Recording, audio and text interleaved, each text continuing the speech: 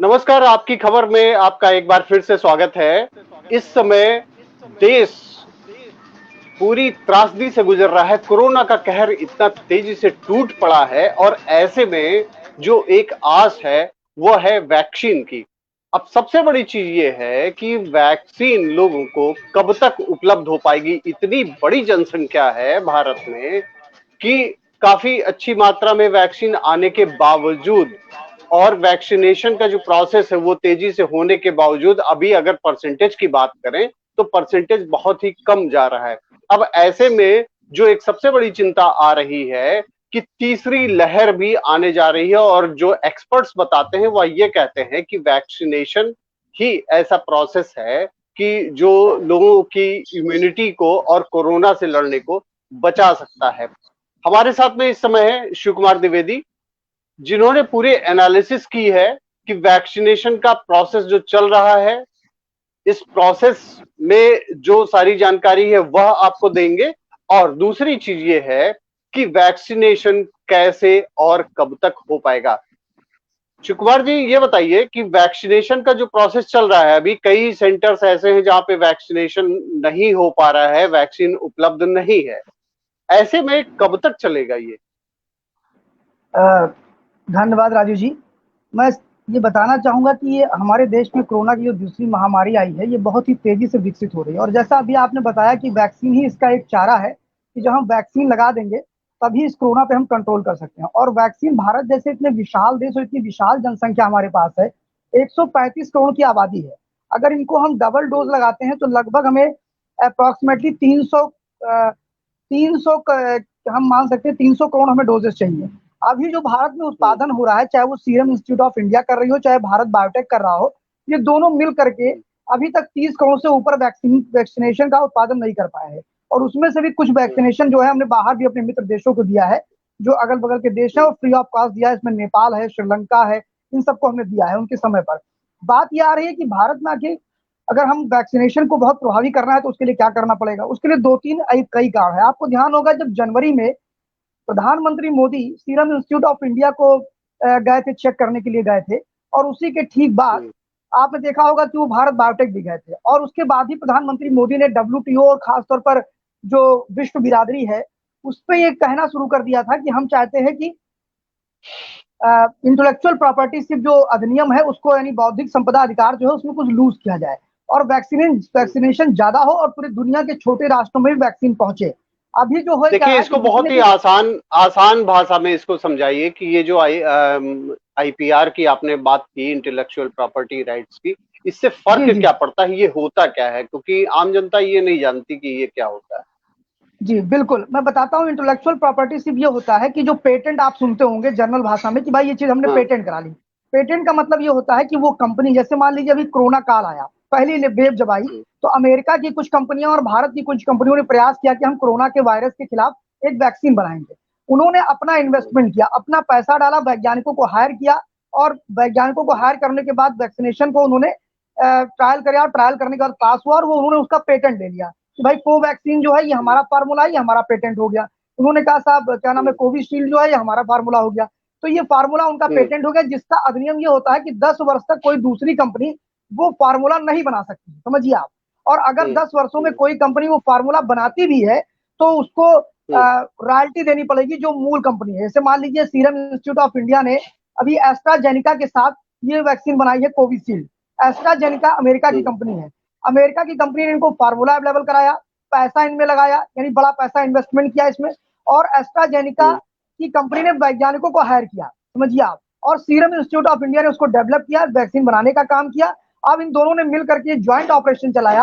अब जब serum institute of India Bharat सरकार को मान लीजिए 150 रुपए में कोई वैक्सीन बेचती है, तो उसका 75 रुपया, यानी कि 50% उसको रॉयल्टी के रूप में एस्ट्राजेनिका को देना पड़ रहा है। लेकिन भारत बायोटेक को हम्म, नहीं देना पड़ रहा है। भारत बायोटेक को इससे कोई मतलब नहीं है, क्योंकि उसने सब कुछ स्वयं डेवलप किया है। लेकिन उसमें भारत हम्म, सरकार का कोई बहुत बड़ा रोल नहीं रहा। अब बात आती है कि ये दो कंपनियां तो मिलकर के 135 करोड़ लोगों को डोजेस उपलब्ध नहीं करा सकती हैं, सीधी बात है। दो हम्म, कंपनियां कितना काम करेंगी, कितने शिफ्ट में काम करेंगी?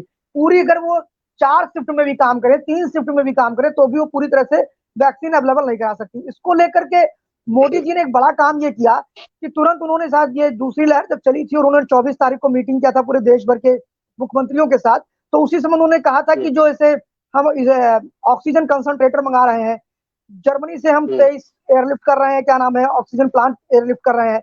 इसके अलावा हम बहुत से औषधि दवाइयां मंगा रहे हैं, इंस्ट्रूमेंट मंगा रहे हैं और कच्चे माल को मंगा रहे हैं। साथ में वैक्सीन पे भी उन्होंने कहा कि हम किसी प्रकार का कोई शुल्क नहीं लेंगे, यानी इंपोर्ट ड्यूटी जो है वो नहीं लेंगे। वैक्सीन पे क्यों कहा? नरेंद्र मोदी जी की ये बहुत बड़ी चीज कही जाएगी कि मान लीजिए मॉडर्ना है, जॉनसन एंड जॉनसन है, फाइजर है, इन कंपनियों में अगर जो भारत में आकर के अपनी वैक्सीन बेचना चाहे तो बेच सकते हैं और राज्य सरकार उसको खरीदना चाहे तो खरीद सकते हैं, क्योंकि 50% वैक्सीन जब सीरम इंडिया इंस्टीट्यूट बनाती है और भारत बायोटेक तो उसका 50% चूंकि एडवांस पैसा दे रखा है गवर्नमेंट ऑफ इंडिया ने, तो वो उसका खरीद वो केंद्र सरकार को भेजती है, केंद्र सरकार राज्यों को भेजती है अपनी क्षमता के अनुसार, समझिए आप। अब बचता है 50%, जिसको सरकार ने अभी मुख्यमंत्रियों के साथ बैठक करके कहा कि भाई आप लोग अपने अपने हिसाब से इसको लीजिए। आपको जानकर आश्चर्य होगा राजू जी कि पंजाब की सरकार, झारखंड की सरकार और राजस्थान की सरकार ऐसी सरकारें थी जो कह रही थी कि हम वैक्सीन अपने यहाँ नहीं लगाएंगे, वैक्सीन कोई सोल्यूशन नहीं है। आज यही सरकारें कह रही वैक्सीन फ्री में दिया जाए, फिर यही सरकारें कह रही हैं कि वैक्सीन पे राजनीति कर रही है कि साहब ये तो 300 रुपए का है। मैं पूछता हूं कि जो ऑक्सीजन कंसंट्रेटर भारत में आया और डॉक्टरों को देने के लिए कहा गया, वो आज ब्लैक मार्केटिंग होकर के 40,000 रुपए में बिक रहा है। ऑक्सीजन के सिलेंडर 40,000 रुपए में बिक रहे हैं, 20,000 रुपए में बिक रहे हैं, और आप 300 रुपए को लेकर के सीरम इंस्टीट्यूट ऑफ इंडिया को आप सस्ते और घटिया दर्जे की राजनीति कर रहे हैं इस समय। अब बात आती है कि वैक्सीन मिले कैसे, तो नरेंद्र मोदी की सरकार ने कहा कि साहब ज्यादा से ज्यादा कंपनियां भारत में आकर के वैक्सीन बेचे, लेकिन उसमें नरेंद्र मोदी ने वही क्लॉज लगाए हैं जो यूरोपियन कंट्रीज और आपके क्या नाम है अमेरिकन कंट्रीज ने वहां की मेडिसिन के लिए लगाया है। जैसे मॉडर्ना फार्मा की इंजेक्शन जब वैक्सीन लगाई गई अमेरिका के अंदर और क्या नाम है आपके ब्रिटेन में, तो वहां कुछ लोगों को हार्ट अटैक से मर गए, जिसका कंपनसेशन उन्हें देना पड़ा। भारत सरकार कह रही है कि जितनी भी वैक्सीन बनाने वाली कंपनियां भारत में आएंगी उनका स्वागत है, हम 1 रुपए का भी टैक्स नहीं लगाएंगे, वो भारत में आए और यहाँ उत्पादन भी करें, यहाँ बेचे भी और दुनिया में बेचे। मोदी जी ने कह दिया है तो दुनिया में बेचे जाकर के। लेकिन भारत में अगर वो अपने मेडिसिन को लगाते हैं जिनकी अनुमति भारत सरकार ने दे दिया है, अगर उस पर कोई क्षतिपूर्ति होती है, मान लीजिए किसी व्यक्ति को मेडिसिन लगाया गया और वो मर गया, कारण वो हार्ट अटैक है या कुछ और है, तो भी उसका पैसा उन्हें देना पड़ेगा, समझिए। इस नाते मॉडर्ना और ये सारे इंस्टीट्यूट नहीं आ पाए। अब बात आती है निष्पक्ष और दलगत राजनीति से ऊपर उठ करके बात करने की, कि आज के समय में पूरे देश के लोगों को एकजुट होना चाहिए, सभी राजनीतिक पार्टियों को एकजुट होना चाहिए और सरकार पर दबाव बनाना चाहिए कि अगर सबको वैक्सीन अवेलेबल कराना है तो एक चारा और बचता है। वो चारा ये है कि एक तो इंटेलेक्चुअल प्रॉपर्टी शिप, यानी जो अभी आपने कहा बौद्धिक संपदा कानून या पेटेंट जो है, पेटेंट के नियमों को लूज किया जाए। तो ये कंपनियां इस समय दबाव बना रही हैं वर्ल्ड बिरादरी में, जिसमें ब्रिटेन है, अमेरिका है, कनाडा है और आपका आयरलैंड है, ऐसे कई देश हैं जो बड़ी लॉबी है ना इनकी, क्योंकि इन्होंने भाई इतना पैसा खर्च किया है तो कमाने के लिए खर्च किया है, वेलफेयर में तो खर्च किया नहीं है। तो ये वैक्सीन बेच करके ज्यादा से ज्यादा पैसा कमाना चाहते हैं, ये पूरी दबाव बना रहे हैं WTO में जाकर के कि नहीं हम इंटेलेक्चुअल प्रॉपर्टी शिप में कोई छूट नहीं देने वाले हैं। वहीं पर नरेंद्र मोदी जी जनवरी से इसका अभियान छेड़े हुए हैं और 77 देश आज नरेंद्र मोदी जी के साथ में है। अभी कल आपने पेपर में देखा होगा कि ऑस्ट्रेलिया भी हमारे साथ आ गया जो कल तक नानुकुर कर रहा था, और अमेरिका भी हमारे साथ आ गया, जिसमें अमेरिका में जबरदस्त विरोध इसमें बाइडेन का हो रहा है कि आप ऐसा क्यों कर रहे हैं, हमारी कंपनी जो जॉनसन एंड जॉनसन है, आपकी मॉडर्ना है, फाइजर है, एस्ट्राजेनेका है, इसको नुकसान होगा, क्योंकि जब इंटेलेक्चुअल प्रॉपर्टी शिप कम हो जाएगा, मतलब इसके नियमों में छूट दी जाएगी, तो इनकी इनकम कम हो जाएगी। हाँ, नहीं तो कोई भी कंपनी बना सकती है फार्मूला, समझिए आप। फर्क इतना है कि जैसे मान लीजिए आपने कोई नट बोल्ट बनाया, ठीक है, आपने पेटेंट करा लिया कि साहब हमने नट बोल्ट जो बनाया है वो बड़े से बड़े उसमें कारखाने में उसको सांचा है, हम सांचे से निकाल लेते हैं। तो जो हमारे यहाँ का जो लोहार है वो वैसा नहीं बना पाएगा कट टाइप, लेकिन थोड़ा तो बना ही लेगा ना, थोड़ा बहुत करके, तो इतना ही अंतर आएगा। तो इसको लेकर के पूरे देश पूरे दुनिया में लॉबिंग कर रहे हैं इससे मोदी जी, और उसका परिणाम हो सकता है कि जून तक आ जाए। अगर जून में ऐसा होता है तो वर्ल्ड की सबसे बड़ा मैन्युफैक्चरर अगर कोई होगा तो इंडिया होगा, और इंडिया में एक साथ 3,000 करोड़ डोजेस बनेंगी, 3,000।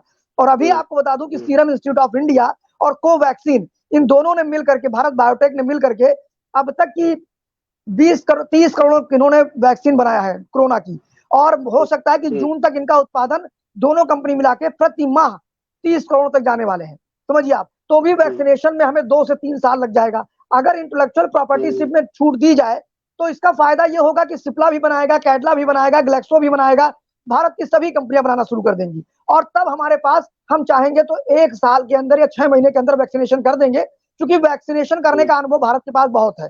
बहुत इसलिए है कि पोलियो आपने देखा होगा, घर घर तक लोग गए थे, कोल्ड चेन टूटती नहीं थी। तो अगर हमारे पास डोजेस ज्यादा हो जाएंगी तो हम घर घर जाके लगा देंगे भाई, समझिए आप। और ये तभी हो सकता है जब इंटेलेक्चुअल प्रॉपर्टी सिर्फ थोड़ा कमजोर हो। जैसे मान लीजिए अभी भारत बायोटेक है, उसके पास पूरा अधिकार है, कोविशील्ड की तरह नहीं, भारत बायोटेक के पास पूरा अधिकार है। अगर भारत सरकार कहती है साहब इनको बनाने के लिए दीजिए, उन्हें कोई आपत्ति नहीं। भारत बायोटेक तो कह रहा है कि हम दे देंगे वैक्सीन बनाने के लिए, लेकिन प्रॉब्लम क्या होगी कि जैसे मान लीजिए कैडला है भारत की कंपनी, उसको उन्होंने कहा वैक्सीन बनाइए, कैडला ने वैक्सीन बनाना शुरू किया, तो रॉ मटेरियल कैडला का, समझिए आप मेरी बात, रॉ मटेरियल कैडला का, मैन पावर कैडला की, सब कुछ कैडला का। और जब कैडला उस माल को बेचेगा तो क्योंकि पेटेंट का अधिकार को भारत बायोटेक के पास है, तो अगर वो हमें 500 रुपए में बेचता है तो उसका 250 रुपए भारत बायोटेक ले जाएगा। इस नाते भारत की कंपनियां इनिशिएटिव नहीं ले रही हैं। और जबकि पहले से रेट निर्धारित है, ज्यादा रेट में बेच भी नहीं सकते हैं। जी बिल्कुल बिल्कुल, ये भी एक बहुत बड़ी चीज है। और मेरा से इतना कहना है कि जब भारत सरकार ने मुख्यमंत्रियों के साथ बातचीत किया राजू जी, तो आपने एक चीज देखा होगा कि उन्होंने कहा कि राज्य अपने अपने स्तर पर 1 मई से 18 साल से लेकर के ऊपर के लोगों को वैक्सीनेशन करे, जिसमें कई राज्यों ने हाथ खड़े किए, जिसमें भाजपा शासित राज्य की सरकारें भी थी। मध्य प्रदेश की शिवराज चौहान ने हाथ खड़े कर दिए, आपके क्या नाम है पंजाब ने हाथ खड़े कर दिए, बहुतों ने खड़े कर दिए, उद्धव ठाकरे ने खड़े कर दिए कि हमने लगा। लेकिन एकमात्र राज्य ऐसा था उत्तर प्रदेश जिसने एक नई योजना बनाई, और उसी ने सबसे पहले सीरम इंस्टीट्यूट ऑफ इंडिया से बात की। अभी आपको जानकारी दे दूं कि जब राज्यों को कहा गया कि आप अपने अपने स्तर पर वैक्सीन का मोल भाव करें और बातचीत करें सीरम इंस्टीट्यूट ऑफ इंडिया से और भारत बायोटेक से, तो आपको बता दूं कि एकमात्र उत्तर प्रदेश ऐसा राज्य है जिसने एडवांस पैसा दे करके बात को आगे बढ़ाया, और बाकी राज्यों ने सिर्फ जमानी जमा खर्च किया। बचा आपके पास नहीं है तो ठीक है, 11 दिन बाद बात करते हैं, 15 दिन बाद बात करते हैं, इस तरह की स्थितियां हुई। और आपको एक चीज और बता दूं राजू जी, कि उत्तर प्रदेश के मुख्यमंत्री ने कल ही मैंने देखा है, उनके खुद का उनका ट्वीट है कि ग्लोबल टेंडरिंग करा रहे हैं वो वैक्सीन की, जिसमें मॉडर्ना, फाइजर, कोई भी कंपनियां हैं, स्पुतनिक, ये सारे लोग आकर के भारत में आ सकते हैं। लेकिन उसमें उन्होंने कहीं भी ये छूट नहीं दी है कि मरने के बाद क्षतिपूर्ति ये नहीं देंगे, क्योंकि भारत सरकार ने नियम ऑलरेडी लागू कर रखा है। तो उन कंपनियों को आना है वो यूपी में आ सकती हैं। हो सकता है कि अगर इनके ग्लोबल टेंडर में स्पुतनिक और मॉडर्ना, जॉनसन एंड जॉनसन अगर इनकी शर्तों को मान लेती हैं और यहाँ आती हैं, तो उत्तर प्रदेश में इसका एक बहुत बड़ा अंतर देखने को मिलेगा। जी हाँ, फिलहाल तो अभी जो स्थितियां हैं, परिस्थितियां हैं, उसमें वैक्सीन की काफी कमी है और लोग सेंटर से वापस जा रहे हैं। और सबसे बड़ी चीज ये है कि जो 18 साल के ऊपर वालों को लगना था तो वो अभी नहीं शुरू हो पाया है, काफी जगहों पे नहीं शुरू हो पाया, जहां कहा गया, जहां के लिए कहा गया वहां भी अभी नहीं शुरू हो पाया। तो जाहिर सी बात है कि वैक्सीन की कमी है अभी काफी सारी। लेकिन ये जो सारी कवायद की जा रही है, जो अब की जा रही है, हो सकता है आने वाले 1-2 महीने में इसका असर दिखे और वैक्सीनेशन का जो प्रोसेस है वो तेजी से बढ़ पाए। आपको क्या लग रहा है? देखिए, अभी इसमें सबसे बड़ी चीज ये थी कि वैक्सीनेशन को लेकर के अभी मोदी जी ने चरणबद्ध तरीकों से वैक्सीनेशन प्रारंभ किया जनवरी के बाद से। उन्होंने पहले फ्रंट लाइन वॉरियर की बात करी, उसके बाद 45 साल से 60 साल तक के लोगों की बात करी, और वैक्सीनेशन हमारे यहाँ हो रहा। वैक्सीनेशन की कुछ लोग रफ्तार कहें कम है, लेकिन मैं इसको कम इसलिए नहीं मानता हूँ कि दुनिया के जो पॉपुलेशन को अगर आप देखेंगे और भारत की पॉपुलेशन को देखेंगे तो वैक्सीनेशन में हम दूसरे नंबर पर है, जिसको WHO ने भी कंसीडर किया है, समझिए आप। और भारत की वैक्सीनेशन जो इस समय चल रही है, अभी मैं बता दूं आपको, योगी सरकार को ही खाली बता दूं, जिनको मैंने बहुत ज्यादा ऑब्जर्व किया, कि योगी सरकार को जब 1 मई से उसने ये नहीं सोचा कि हम नहीं करेंगे, उसने 5 शहरों की बात करी, कानपुर की करी, प्रयागराज महानगर की बात करी, मेरठ आगरा की बात करी, गोरखपुर की बात, मतलब जहां सबसे अधिक केसेस निकल रहे हैं उन्होंने उसको चरणबद्ध तरीके से लिया। यानी वैक्सीनेशन जो है उन्होंने रोका नहीं, चलने दिया, और 18 साल से ऊपर के लोगों को वैक्सीनेशन किया। अब उन्होंने इसको बढ़ा के 11 जिलों की बात कर दी है।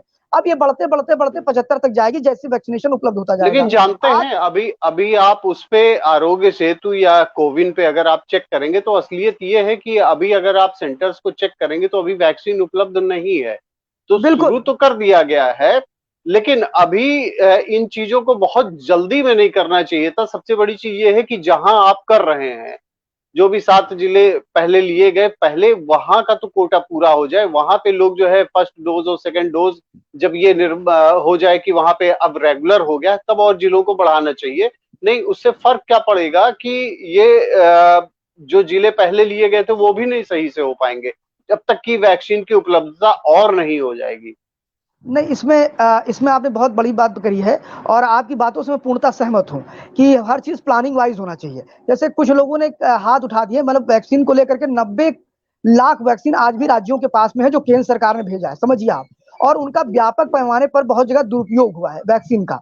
जैसे हाँ वैक्सीन किसी और को बेच दी गई, ठीक है, माने मैंने एनरोलमेंट कराया, मुझे नहीं दिया गया, किसी और को वैक्सीन दे दिया गया, कोई प्रभावशाली व्यक्ति आ गया। ये सब सारी चीजें अभी भी वैक्सीन में भी हो रही है, जैसा कि सिलेंडर में हो रहा है, जैसा रेमडेसिविर इंजेक्शन में हो रहा है, वैक्सीन में भी हो रहा अच्छा, है। एक चीज आज और भी हो रही है, जी वैक्सीनेशन के प्रोसेस में जो डोजेज हैं वो जी वेस्टेज अगर आप देखें तो ये केरला में सबसे कम है।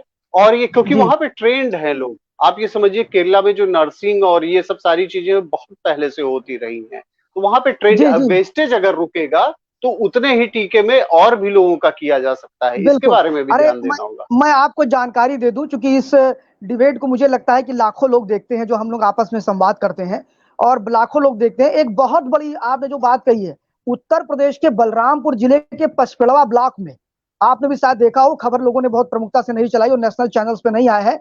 दो जो कंटेनर होते हैं, डीप फ्रीजर टाइप के छोटे छोटे बॉक्स होते हैं जिसमें लेके चलते हैं वो वैक्सीन, दो ऐसे बॉक्स थे जो फ्रीजर थे, दो बॉक्स फ्रीजर थे छोटे छोटे से, उसमें वैक्सीन वैक्सीन पड़ी मिली सड़क के किनारे।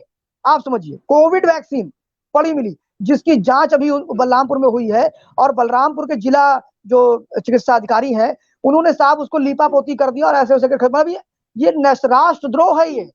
और सारे के सारे कर्मचारी पकड़े नहीं गए, बचे रह गए। ये छोटी बात नहीं है, इन सब पर भी ध्यान सरकार को देना होगा। जिस प्रकार की बिल्कुल लापरवाही देना होगा। अभी अभी ओटीपी का सिस्टम आज से जनरेट हो गया है कि साहब मान लीजिए मैंने रजिस्टर कराया कोविन पे रजिस्टर कराने के बाद मैं गया इंजेक्शन लगवाने, तो अभी तक क्या था कि नाम तो शिव कुमार है और लग गया किसी सुनील कुमार को, ठीक है। अब वो ओटीपी मांग रहे हैं। अब एक एक फिर औरा खड़ा किया जा रहा है कि साहब सरकार ओटीपी लेकर के आपका खाता ही पैसे निकाल लेगी। अब बताइए, ऐसी ऐसी घटिया स्तर की राजनीति कोरोना महामारी के समय लोग कर रहे हैं। और इससे भी चलकर देखिए, आप बताइए कि ब्रिटेन में चाइना से ये वायरस निकला और पूरे देश में, पूरे विश्व को इसने अपनी चपेट में लिया। अमेरिका ने कि सिर्फ एकमात्र पूरी दुनिया में नेता था जिसने इसको चाइनीज वायरस कहा, वो था डोनाल्ड ट्रंप, जिसको हमें सैल्यूट करना चाहिए। एकमात्र नेता था, बाकी किसी ने इसको चाइनीज वायरस नहीं किया। लेकिन भारत में जो घटिया क्रम चला राजू जी, उसमें हमारे एक राष्ट्रीय पार्टी के पूर्व अध्यक्ष हैं, वो कह रहे हैं ये इंडियन वायरेंट है, इंडिया वायरस है, समझिए आप। वो कह रहे हैं ये इंडिया वायरस है। अब आप बताइए कि इतनी घटिया स्तर की राजनीति होनी चाहिए क्या? अभी आपने देखा होगा राजू जी, बताना चाहूंगा कि अभी कुछ देर पहले मैं खबरों पे ध्यान दे रहा था। Hello hello. हेलो, जी बोलिए। हाँ आवाज आ रही बोलिए। सर?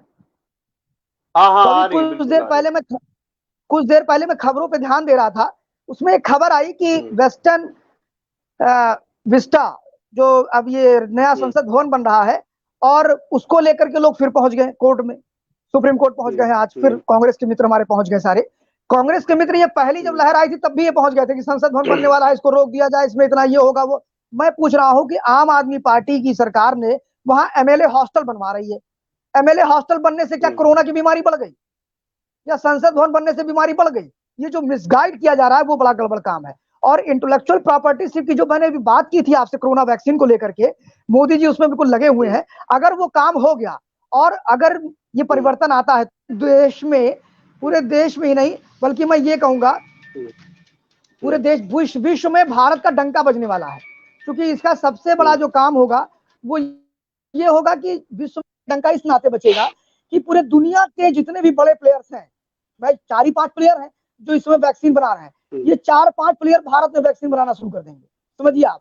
और भारत जो छोटे छोटे देशों को वैक्सीन देना शुरू करेगा, यानी मानवता की सेवा होगी, किसी एक का अधिकार नहीं होगा। हाँ, एक चीज मैं बोलना भूल गया था, थोड़ा मुझे याद नहीं रह गया।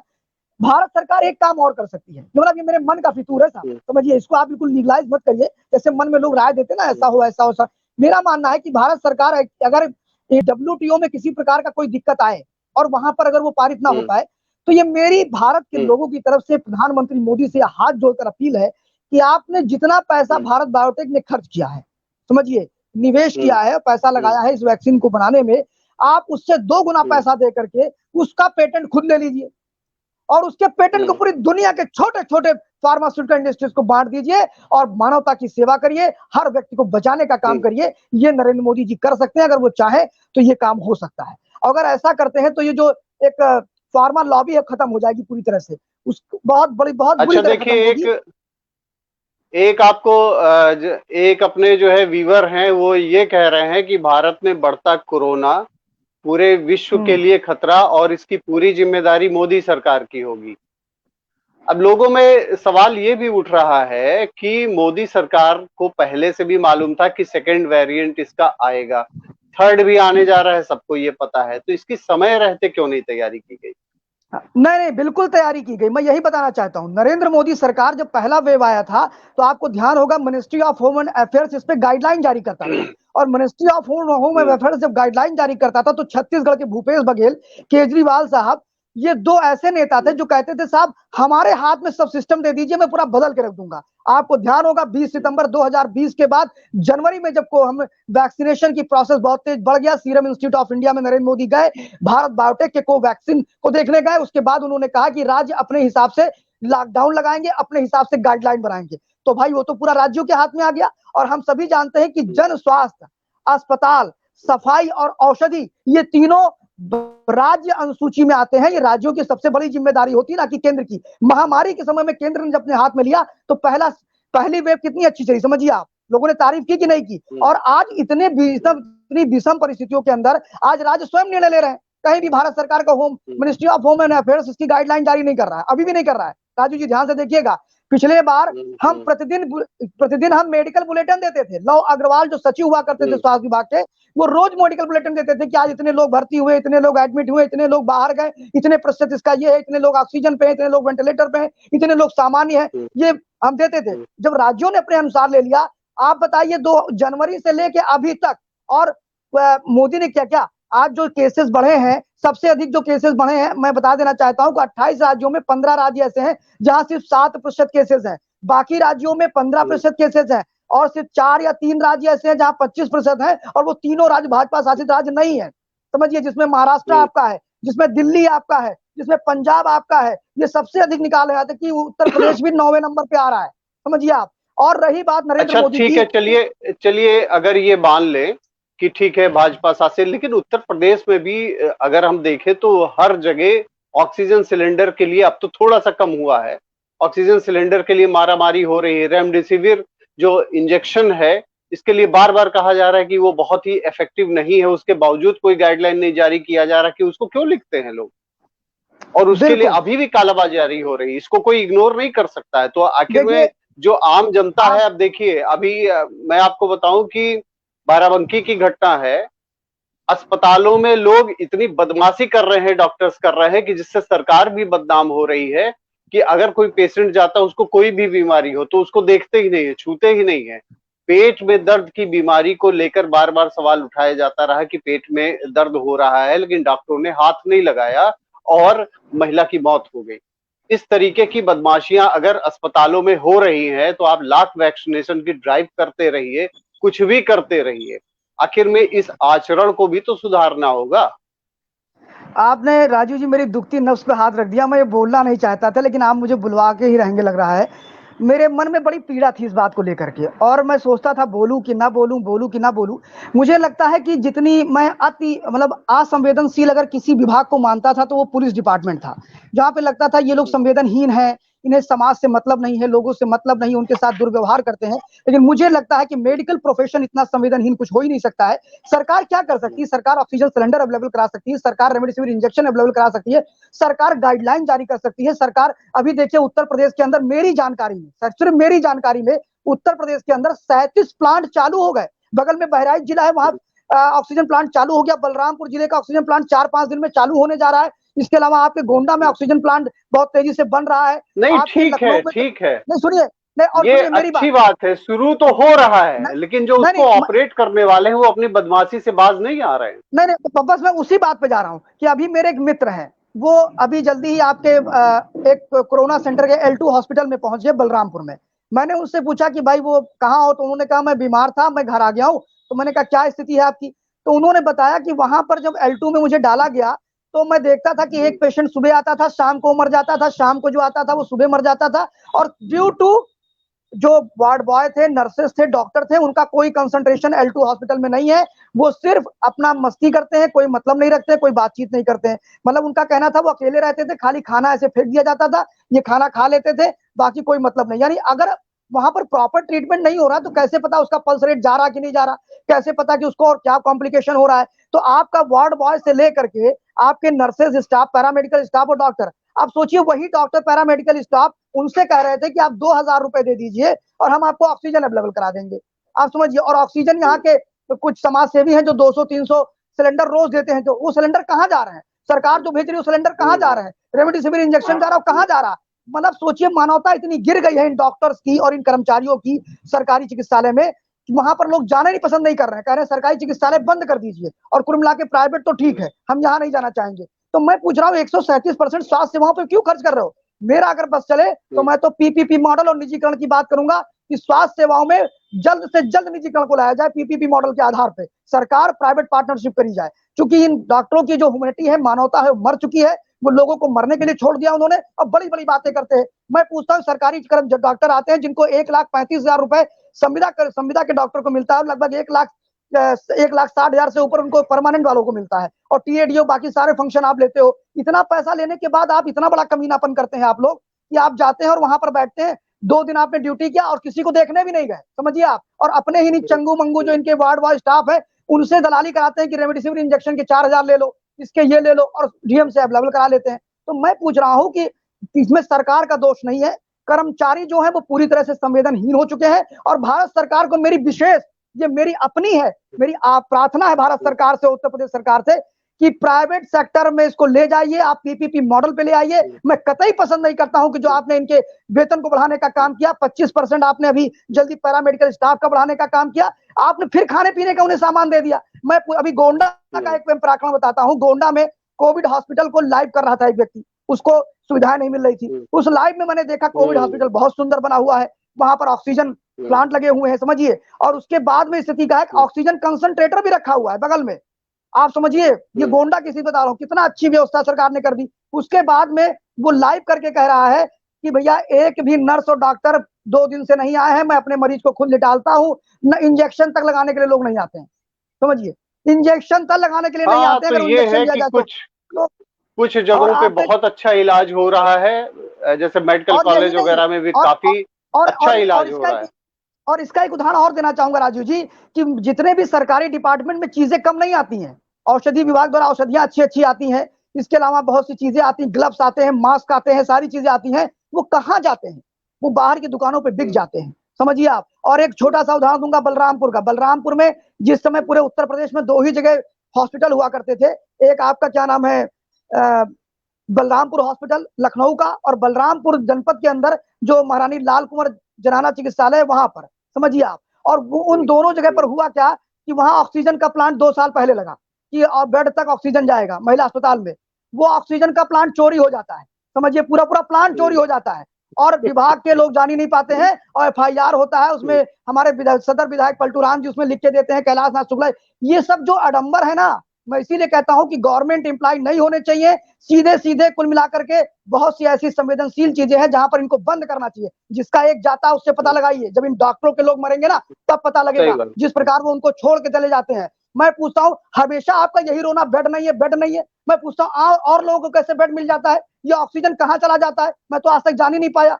अरे भाई, बलरामपुर जनपद, जिनको बेड मिल गया उन्हीं को कौन सी सुविधा दे रहे हैं। छोटी जगहों हाँ, पे, बड़े बड़े जगहों पे तो मॉनिटरिंग हो रही है, और जहां एक मॉनिटरिंग या जिस भी डिस्ट्रिक्ट में अच्छी मॉनिटरिंग हो रही है वहां पे अच्छा इलाज हो रहा है। लेकिन जहां पे लापरवाह है प्रशासन, जहां मॉनिटरिंग नहीं फेल हो रही है, वहीं पे अव्यवस्था हो रही है।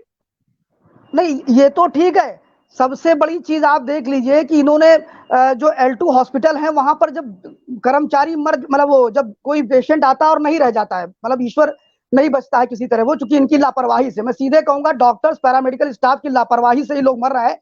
10 लोग एडमिट होते हैं L2 हॉस्पिटल में, 10 में 6 मरते हैं। जब 6 वो एडमिट होते हैं तो उनकी RT-PCR की रिपोर्ट कहती है कोविड पॉजिटिव है, और जब वो मर जाते हैं तो कहते हैं निगेटिव है।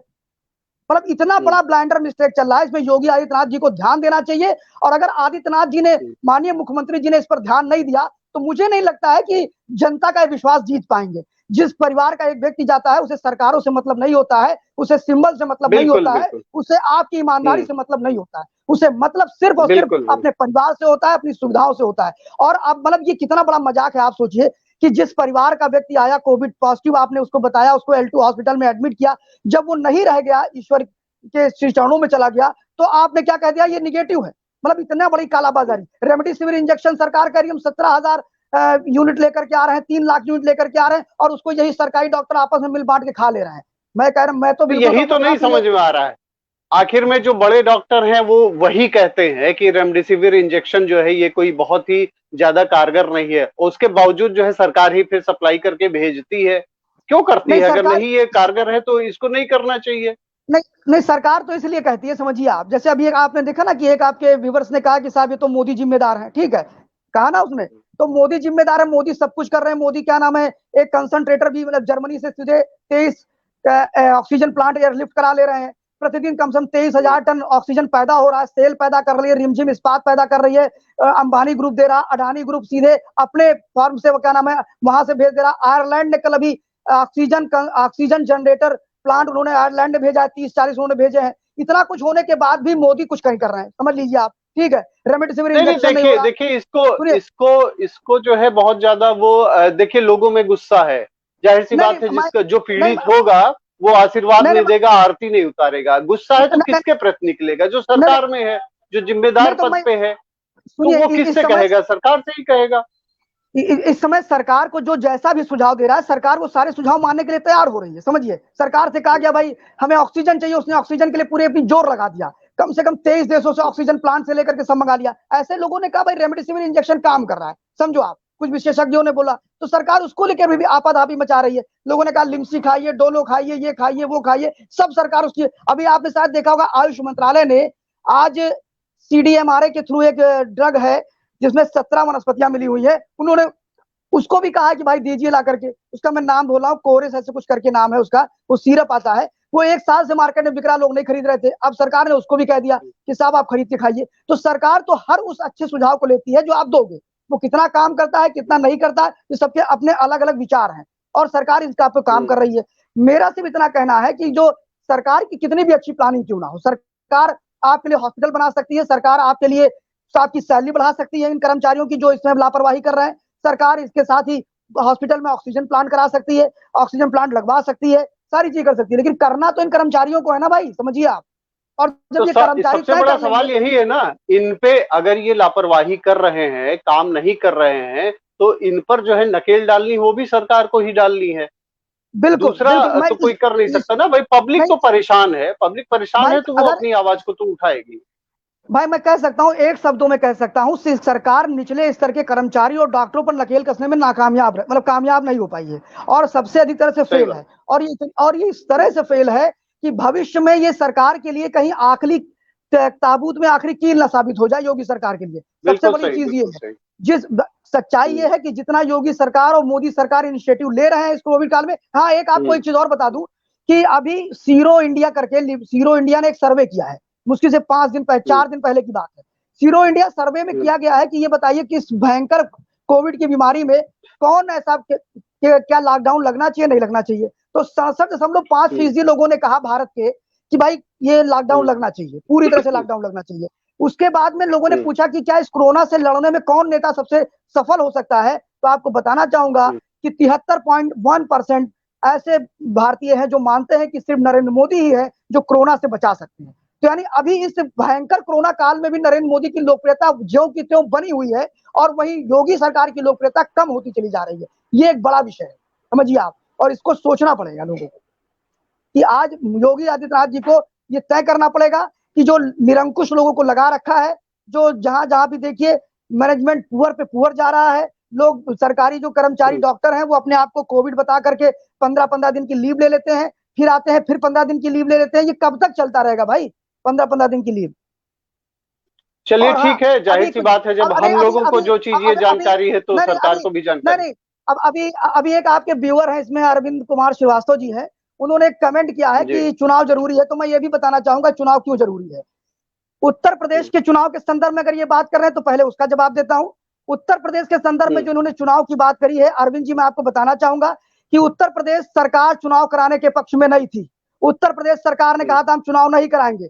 हाई कोर्ट ने डंडा चलाया और कहा कि आपको चुनाव अप्रैल के अंदर अंदर कराने हैं, शायद राजू जी आपको ही पता होगा, और हाई कोर्ट के निर्देश पे चुनाव की घोषणा करी गई। उसके बाद में फिर बताता हूं आपको कि अगर पूरे प्रदेश राष्ट्रीय स्तर पर 5 राज्यों के चुनाव की बात करते हैं तो मैं पूछता हूं सबसे अधिक केसेस कहां पे आए?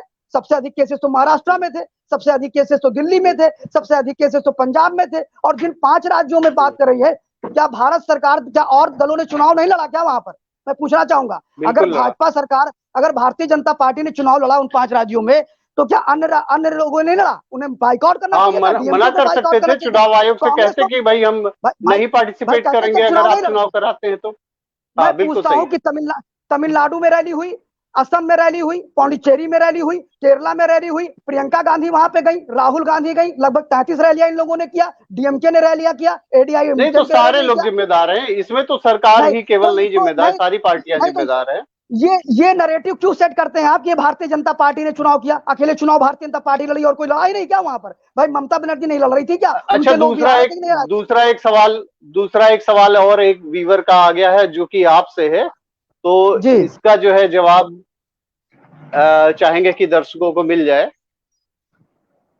जी जी, ये जो आपने मनीष शुक्ला जी पूछ रहे हैं जी, ये पूछ रहे हैं कि सीरम इंस्टीट्यूट इंडिया को 11 करोड़ डोज का ऑर्डर और पेमेंट 28 अप्रैल को करती है, तैयारी का दावा साल भर से, या सोच रहे हैं कि फिट टोना टोटका? देखिए मनीष जी, ये तो आपका अपना विषय है, टोना टटका क्या आप मानते हैं क्या नहीं मानते हैं, लेकिन मैं इतना बताना चाहूंगा कि सीरम इंस्टीट्यूट ऑफ इंडिया को 11 करोड़ की डोज का पहली खेप का ऑर्डर दिया गया था, जिसमें 4.5 crore serum institute of India ने दे दिया है। और अभी जो पैसा आप बता रहे हैं 28 अप्रैल को, ये दूसरी लहर में हमने दिया है, 1792 करोड़ रुपए हमने दिए हैं, ठीक है। और रही बात सीरम इंस्टीट्यूट ऑफ इंडिया ने जो बनाकर दवा दी हो, जो पूरे देश में ये अप्रैल मार्च से ही हम जनवरी लास्ट से लेकर के अभी तक जो कोविड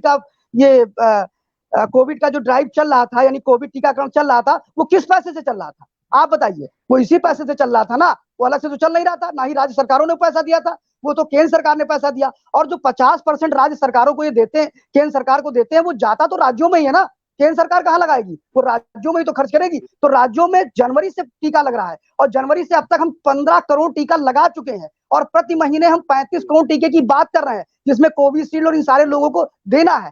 तो आज की बात में आपने कहा साहब उनको हमने सीरम इंस्टीट्यूट ऑफ इंडिया को दिया। Serum institute of India Britain में भी अपनी मैन्युफैक्चरिंग करने जा रही है, भारत बायोटेक सबसे अधिक बना रहा है। और आपको बता दूं कि एक और र्यूमर, क्योंकि बड़े अच्छे व्यूअर्स हैं हमारे मनीष जी, और उन्होंने बड़ा अच्छा प्रश्न किया है। मैं चाहूंगा कि ऐसे हमारी जो वार्ता होती है, जो क्रम में ऐसे व्यूअर्स जब आते हैं तो मैं इनको धन्यवाद दूंगा कि आपकी वजह से बहुत सी चीजें बताने का अवसर मिलता है कि आखिर हो क्या रहा है। इसलिए आप मेरे लिए, मैं हृदय से आपका धन्यवाद करता हूं कि जो आप प्रश्न करते हैं, और प्रश्न करिए तो ज्यादा अच्छा रहेगा कि लोगों को पता तो लगे। अभी मैं बता दूं आपको कि सीरम इंस्टीट्यूट ऑफ इंडिया जो है उसने ब्रिटेन में भी अपनी मैन्युफैक्चरिंग यूनिट डाल दी है, और भारत के अंदर बहुत ये वैक्सीनेशन जो है 35 करोड़ जून में चालू हो जाएगा, 35 करोड़ डोज हम पैदा करने लगेंगे, ऐसा अनुमान लगाया गया है, और बहुत तेजी से हम इस पे काम कर रहे हैं। तो मेरा ये पूछना है कि जो टोना टोटका की बात करते हैं, वो सबसे अधिक तो भाई जो अन्य दल के लोग हैं उनसे पूछिए। फिर आपने पूछा साहब पिछले पूरे दौर में सिर्फ थाली ताली, हाँ बिल्कुल। अब ये थाली ताली का भी बहुत अच्छा प्रश्न किया आपने, बहुत अच्छा लग रहा मनीष जी, और प्रश्न करिए। थाली ताली किसके लिए बजाई गई थी? अगर आप वास्तव में पढ़े लिखे हैं, मुझे लगता है कि आप मेरे पढ़े लिखे व्यूअर हैं, आपकी खबर पे बहुत विद्वान लोग आते हैं और वही प्रश्न करते हैं। थाली ताली पे बड़ा अच्छा प्रश्न किया आपने। एक मेरे मित्र थे, चुनाव में लोगों को मृत्यु का जिम्मेदार कौन है, इसके जवाब आपको अरविंद जी थोड़ी देर में देता हूं, पहले मनीष भाई का जवाब दे दूं। बहुत अच्छा मनीष भाई ने प्रश्न किया है। मेरे एक मित्र हैं, डॉक्टर सुहेल अहमद, ठीक है। सुहेल अहमद जी कहते हैं कि ये थाली ताली बजाने से कोरोना चला जाएगा। अरे साहब, वैक्सीन से लोग कह रहे नहीं जा रहा, तो थाली ताली से कैसे जाएगा? मैं तो नहीं मानता थाली ताली से कोरोना जाता है, ठीक है। कुछ लोग तो कह रहे थे वैक्सीन लगाएंगे नहीं मर जाएंगे, ये भी कह रहे थे।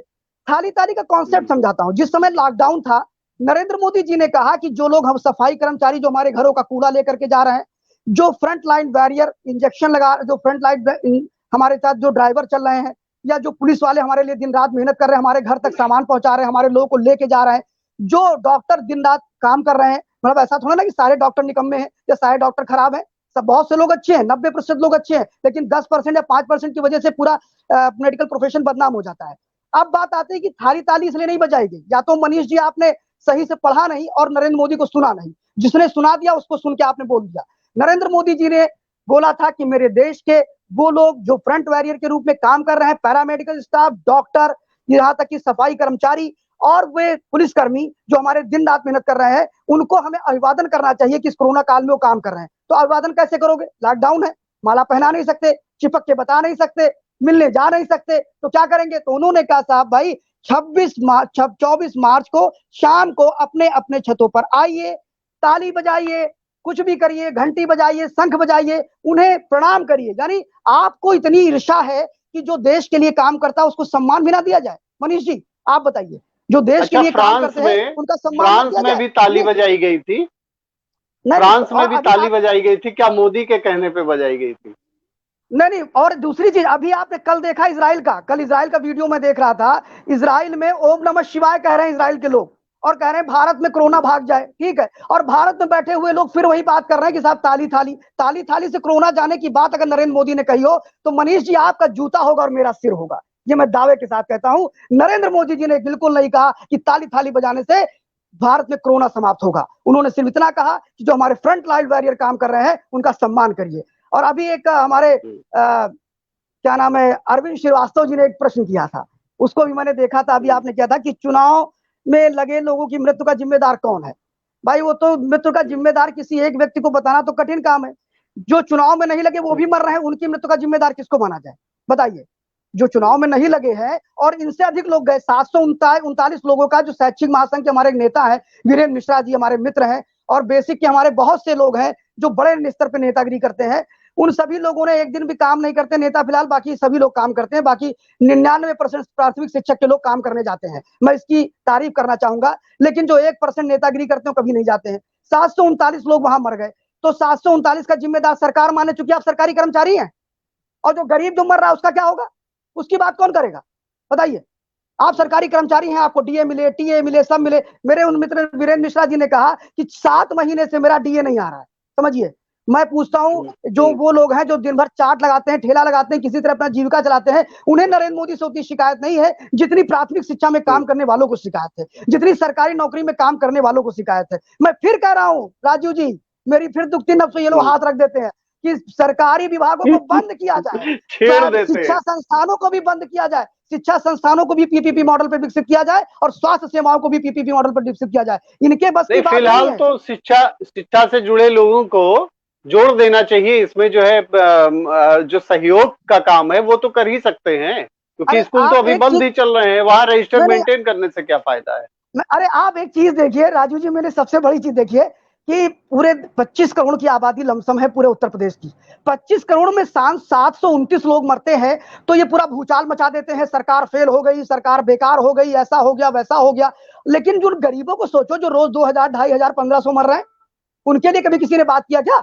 आप बताइए। आपके घर पे तो 40-50 हजार आता है, 1 लाख आता है, उन गरीबों से पूछो उनके घर पे आता है क्या? आता है? निकलो बाहर, उनके लिए भी आंदोलन करो कि अपने चोरी करने के लिए आंदोलन करोगे। मैं सख्त इनके खिलाफ हूं, और मेरा अगर बस चले, कभी भगवान ने अगर मुझे कभी बना दिया ना मिनिस्टर, तो बता रहा हूं कि मैं स्वास्थ्य विभाग का कायाकल्प कर दूंगा, एक भी एम्प्लॉय सरकारी नहीं रखूंगा। अभी तो संविदा पे है भी, और मैं शिक्षा संविदा विभाग? भी खत्म कर दूंगा।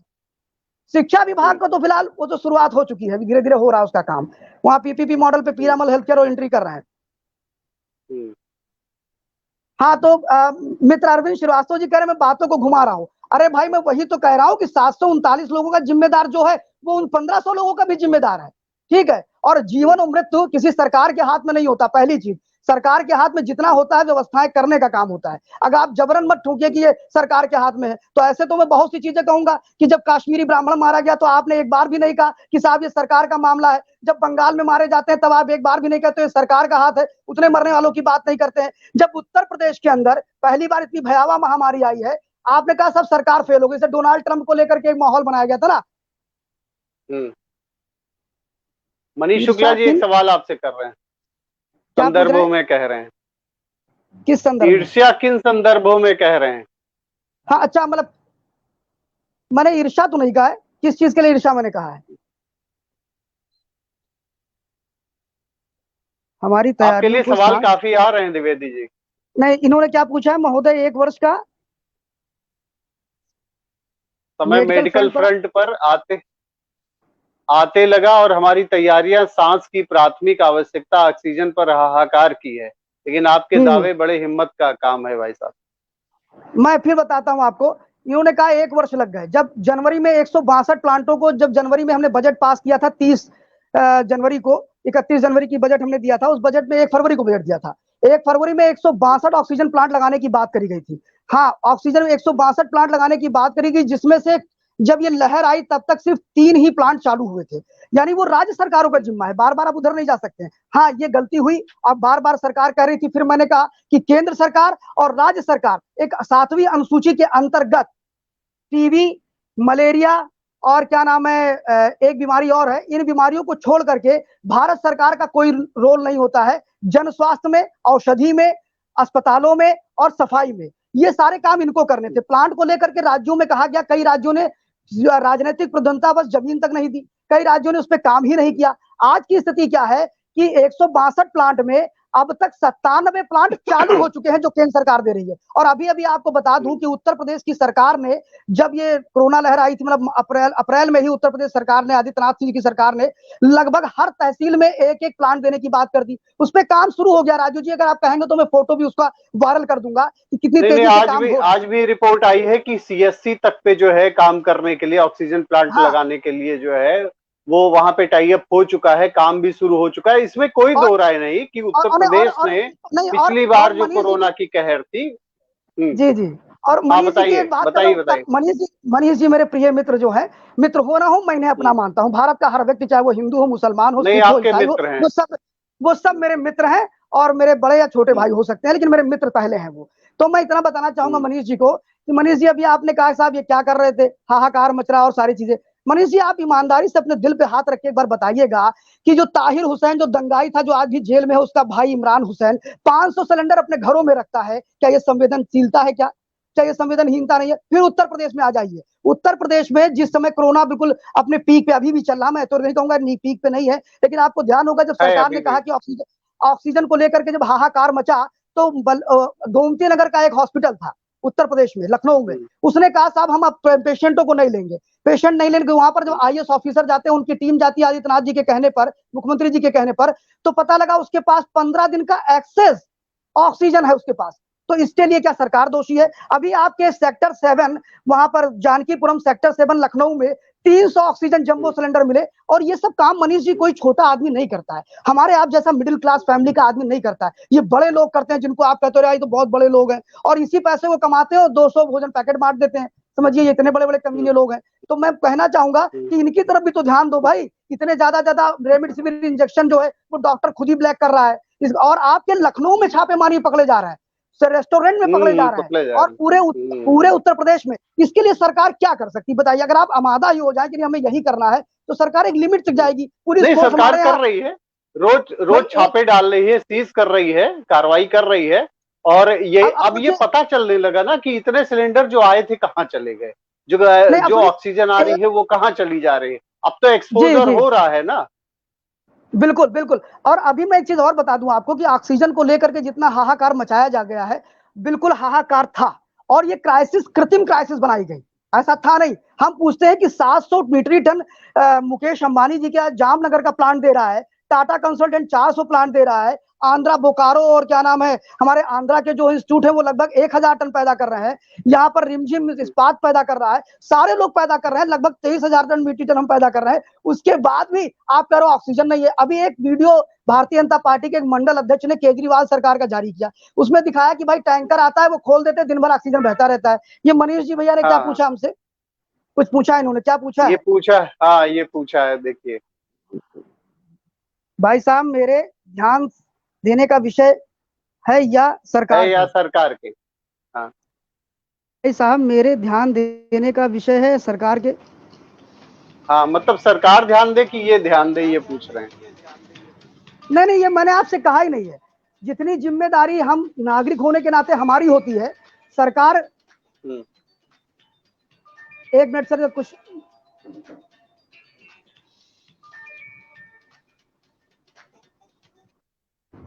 आपके लिए सवाल काफी आ रहे हैं द्विवेदी जी। जी जी जी, मैं देने को तैयार हूँ सर, बिल्कुल कोई दिक्कत नहीं है। हाँ, इन्होंने क्या पूछा कि हम ध्यान दें या सरकार ध्यान दे, ऐसा पूछा ना आपने? हाँ हाँ यही हेलो। पूछा है। हाँ हाँ हाँ तो यही पूछा है। तो मनीष भैया, मैं ये कहना चाहूंगा कि देखिए, हमने आपको ध्यान देने की बात नहीं करी है। आप तो एक ईमानदार और कर्तव्यनिष्ठ और एक जागरूक नागरिक हैं भारत के। ये आपके लिए ऐसा कोई विषय मैं नहीं कह रहा हूं, ना मेरी कहने की जरूरत हो सकती कि मैं आपको ऐसी बातें कहूं। ये बातें उन्हीं के लिए हैं जो अपने यहाँ 400 सिलेंडर धर लेते हैं, ठीक है। ये बातें उनके लिए हैं जो पेशेंट आता है, गिड़गिड़ाता है कि भैया मुझे ऑक्सीजन लगा दो, कहते हैं 2000 रुपए दो तो ऑक्सीजन लगाएंगे, सरकारी कर्मचारी जो बैठा हुआ है। ये बातें उनके लिए है जो कहते, जो डॉक्टर हैं। दिल्ली में खान चाचा के यहाँ भी सिलेंडर पकड़े गए हैं। बिल्कुल वही इमरान हुसैन है, खान चाचा है, सारे लोग हैं। और सबसे बड़ी चीज देखिए, हाँ, तो मैं सिर्फ इतना कहना चाहूंगा कि ये आपके लिए कुछ नहीं है, सरकारों को करना है, सरकार को जितना करना है सरकार उतना कर रही है। सरकार का काम है ऑक्सीजन कंसंट्रेटर लाना, वो दे रही है। और मैं पूछता हूँ, ये सरकार सरकार क्यों चिल्लाते रहते भाई? हमारे बहराइच के एक व्यापारी है, उन्होंने कम से कम 300 कंसंट्रेटर ला करके दे दिया। मानते नहीं मानते? फ्री में बांट दिया। हमारे बलरामपुर के धीरू सिंह जी हैं, धीरेन्द्र प्रताप सिंह धीरू, साई ग्रुप के। एक मिनट भाई साहब, एक मिनट। हाँ, एक हमारे साई ग्रुप के एक धीरू सिंह जी हैं, उन्होंने कंसंट्रेटर लाके बांट दिया, ऑक्सीजन बांट रहे। हजारों लोग ऐसे हैं जो वेलफेयर में मानवता के लिए आगे बढ़े हैं, वो सरकार को गाली देने का काम नहीं कर रहे। गाली देने का काम, जो सरकार गलत काम करेगी तो उस पर उंगली उठाना आपका नैतिक कर्तव्य है। आप उसको जबरदस्त जवाब दीजिए अगर सरकार ने कोई गलत काम किया है, लेकिन हर बात के लिए सरकार को दो। अरे आपका भी तो कुछ काम है ना, आपके पड़ोसी का भोजन नहीं तो आप ही दे दीजिए कि सरकार ला करके जिसको देगी। तो मेरा कहना है कि सरकार जो है वो अपना काम कर रही है। और नहीं, और मेरा काम देखिए, दो चीजें, एक डेमोक्रेसी होती है, तो मैं डेमोक्रेसी को पार्टिसिपेटरी डेमोक्रेसी की विश्वास रखता हूं। पार्टिसिपेटरी मतलब कि सरकार और जनता दोनों जब साथ साथ चलेंगे तो देश अच्छा होगा। सबसे बड़ी बात यह है कि लोगों की एक्सपेक्टेशन आपसे है। लोग ये एक्सपेक्ट कर रहे हैं कि जिस तरीके से, मतलब जो सरकार को काम करना चाहिए, वो एक्सपेक्ट कर रहे हैं कि द्विवेदी जी से हम कहेंगे तो ये बात हो सकता है पूरी हो सके, क्योंकि जनता इस समय बहुत ज्यादा परेशान है और उसको कहीं ना कहीं से संभावनाएं दिख रही हैं। सबसे बड़ी चीज है, कोविड के पॉजिटिव होने के बावजूद सीएम ने काम लगातार जारी रखा, उसका असर भी दिखना शुरू हो रहा है। लेकिन सही बात है, जब खान चाचा के यहाँ 500 सिलेंडर पाए जाएंगे, जानकीपुरम में जो है 200 सिलेंडर 250 सिलेंडर पाए जाएंगे, तो कोई भी सरकार उपलब्ध करा सकती है। लेकिन समाज को जागरूक होना होगा, क्योंकि अगर समाज ही पूरी इंफॉर्मेशन देगा कि इनके यहाँ से ब्लैक मार्केटिंग हो रही है, तभी जाके कोई कार्रवाई हो पाएगी। आपकी खबर के साथ में लोगों को जुड़ने के लिए बहुत बहुत धन्यवाद। और हम आशा करते हैं कि शिव कुमार द्विवेदी जी के लिए फिर से नए सवालों के साथ में आपकी खबर के दर्शक फिर से उपस्थित होंगे। बहुत बहुत धन्यवाद आपको। धन्यवाद।